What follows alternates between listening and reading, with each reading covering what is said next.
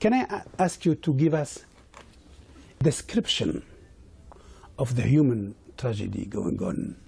May I use the expression political tragedy, because what happened in Gaza really is it's a major defeat for the development of humanity in our world today. Because what we see playing out under our eyes is the total lack of respect for international humanitarian laws.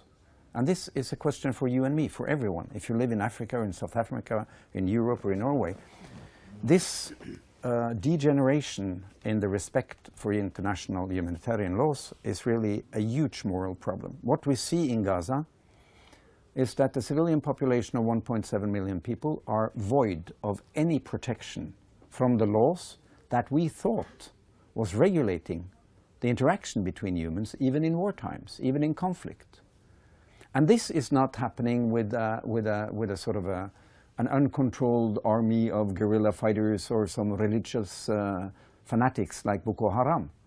This is the Israeli governmental army with full support from the US government that are killing children, women, civilians by the thousands, without being stopped.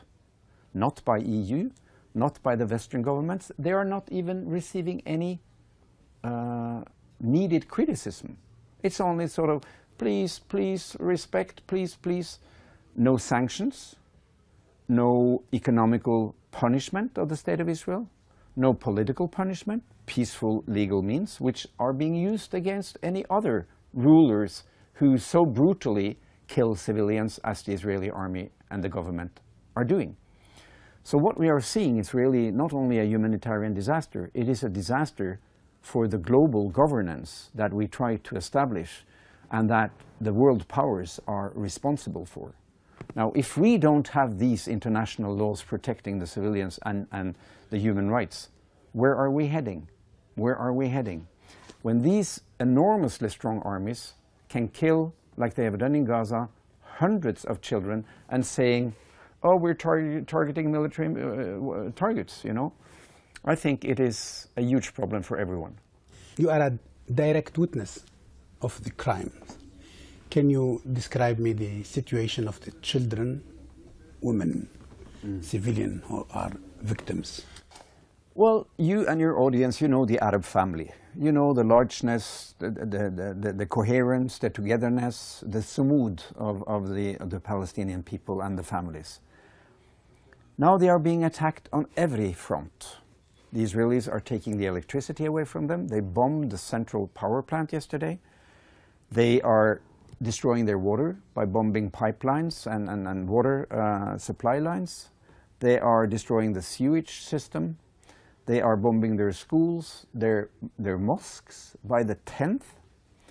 They are attacking their hospitals. But most importantly, maybe, they are bombing homes, residential areas, systematically.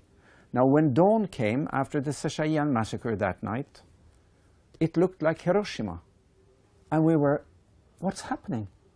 In here, people were living, ordinary, good Palestinian people. Poor, yes. Political, no. Palestinians, yes.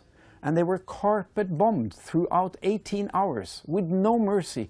We had telephone calls coming from families stuck in the buildings being bombed, desperately asking for help, telling the ambulance central that we have injured, bleeding, please come, please come. Impossible.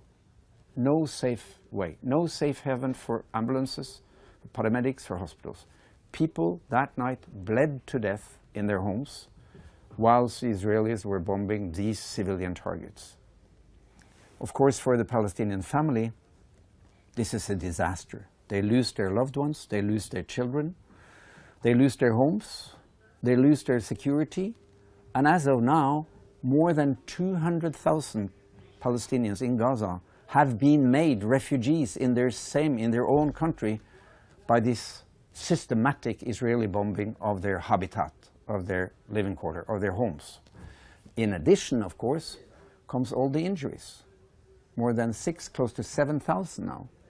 And all the killed, more than 1,000 now, of whom every fourth is a child, Of the injured, every third is a child. Of the injured, every second is a child or a woman.